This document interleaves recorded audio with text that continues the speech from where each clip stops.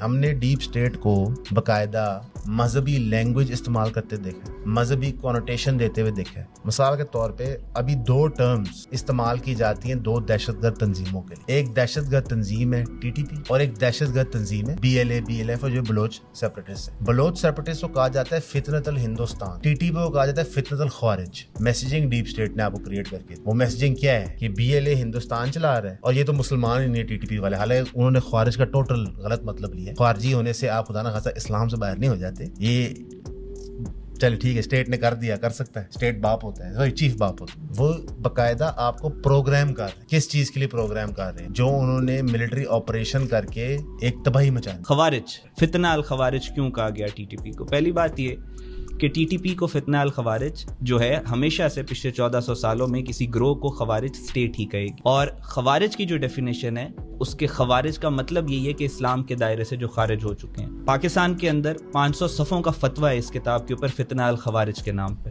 رسول خدا صلی اللہ علیہ وسلم کی 100+ احادیث شریف ہیں خوارج کے اوپر۔ اگر ہم نے پڑھی ہوتی، آپ میں سے پڑھی ہوتی، تو آسانی ہوتی انڈرسٹینڈ کرنے کی۔ اس گروہ کو، ٹی ٹی پی کو جو خوارج کہا گیا وہ اس وجہ سے نہیں کہا گیا کہ ان کے خلاف آپریشن کرنا ہے، آپریشن پچھلے 20 سال سے ہو رہا ہے۔ کہا اس وجہ سے گیا ہے خوارج کیونکہ ان کا جو بنیادی ٹول ہے جس کے تھرو یہ آپریٹ کرتے ہیں وہ آئیڈیولوجیکل سبورژن ہے۔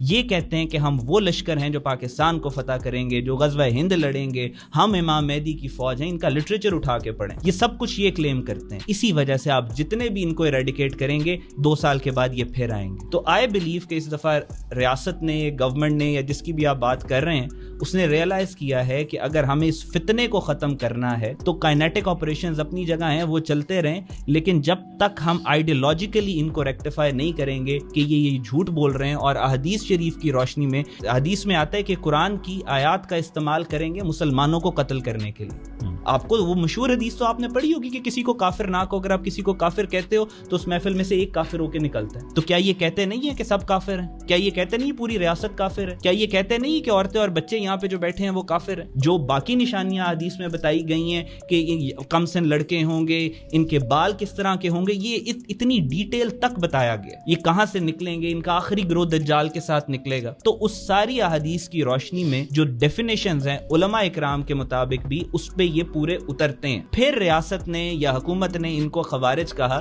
تاکہ وہ بنیاد، وہ روٹ جہاں سے یہ طاقت لیتے ہیں اس کو ختم کیا جائے اور پاکستان میں ایک سسٹینیبل پیس آ سکے۔